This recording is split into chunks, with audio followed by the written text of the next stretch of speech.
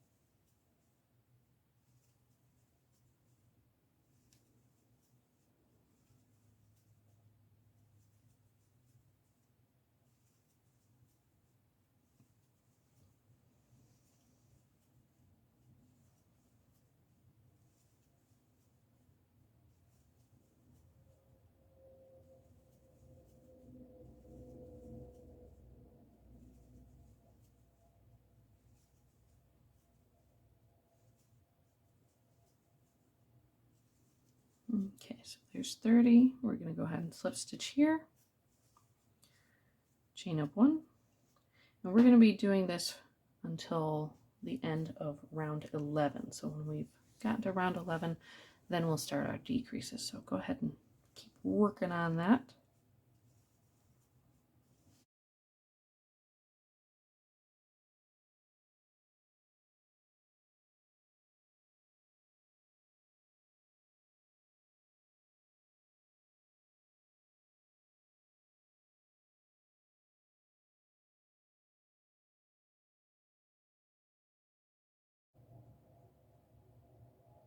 All right, so that is the end of round 11. If you're having trouble figuring out how many rounds, you can kind of look at the lines of your stitches. So we've got, go ahead and use this, 1, 2, 3, 4, 5, 6, 7, 8, 9, 10, 11.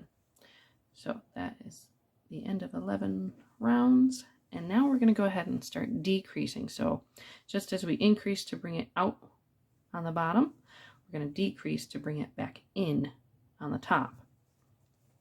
So this round, currently we have 30 stitches. We're going to be trying to bring it down to 24 stitches. So we're going to go 1, 2, 3, a decrease for 4, and then do that all the way around. So there's 1, 2, 3, decreasing for 4,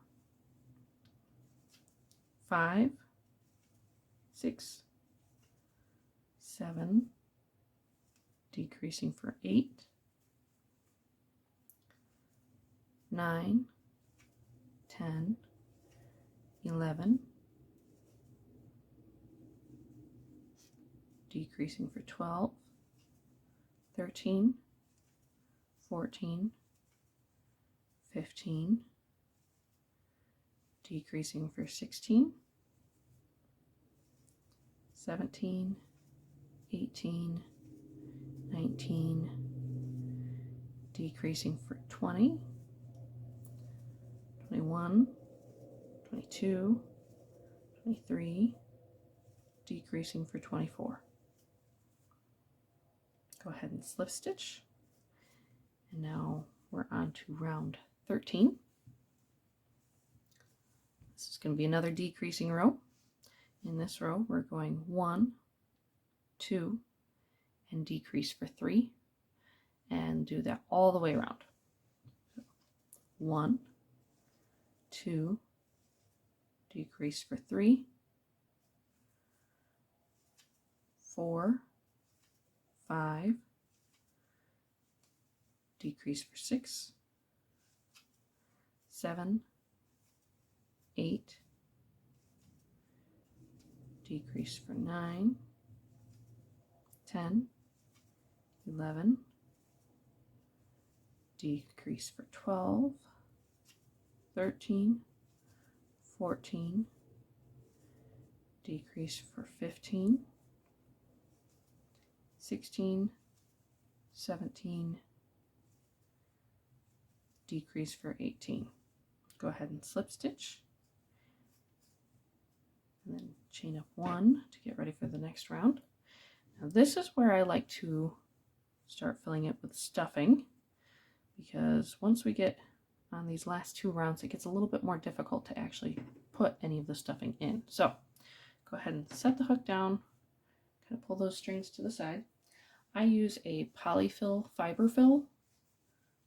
You can use whichever stuffing you prefer. I've actually made this project with cotton yarn and an eco-filling stuffing. I believe it was made from corn, and that actually turned out pretty neat. But today I'm using polyfil fiber fill. So go ahead and tuck that in, and usually I'll kind of just push it down to the bottom there, and I like to have it where it's just a little bit poking out there. I'm looking at it from the side, because then I know that as I get those last couple of rows done, it's still going to have plenty of stuffing in it. You want it just enough that it's full, but not so much that it's not squishy anymore, because if you have too much stuffing in there, it's not going to have much squish to it. So all right, so now that the stuffing's in, we're going to put our hook back in, and we are working on our second to last round right now. So this round, we're going to put a single crochet here and then a decrease in the next. And we're going to do that all the way around. So there's 1, decrease for 2, 3, decrease for 4, 5, decrease for 6, 7, decrease for 8, 9, decrease for 10, 11, decrease for 12. Go ahead and slip stitch to the first there. It is going to get a little bit more difficult to do your stitches here just because you're fighting against that stuffing, but that's okay. Kind of hold it together until you get it done. So chain up 1. In this round, we're doing decreases all the way around. So there's 1 decrease, 2 decrease, 3 decrease, 4 decrease, 5 decrease, and 6. So, and then we're going to go ahead and slip stitch to the first.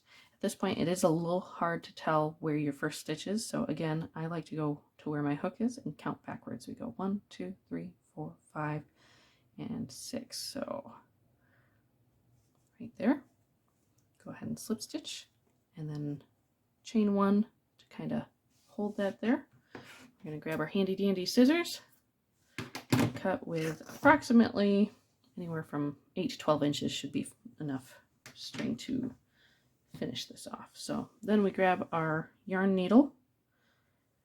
There's a couple different versions of yarn needles or darning needles. I prefer the one with the blunt tip, just because it's easier to go in between the stitches rather than going into the individual fiber of the yarn. So, all right, so to finish up this project, we're going to go ahead and just stitch into each of those last 6 stitches. I like to go from the inside outwards and just into 1/2 of that stitch. But you can do it whichever way you like the look of it. So there's our 5th one, and number 6 is right there. So then we cinch that down, and then I like to weave in, leave just a little bit of a loop there, pull it the rest of the way, and then pull that needle through. Leave a little bit of a loop on that one, put the needle through, tighten that part down, and then this part I just pull it straight through. So now we've got a nice heavy-duty knot there, and then I just go ahead and poke that through on the other side. Put that needle down, and we go ahead, and what I do is I pull that nice and tight, squish the ball down a little bit, so that when we cut that, the tension brings it right inside the ball, and you don't have to do anything else with that string. So that is the medium size crocheted stuffed ball. It measures approximately 2.5 inches in diameter.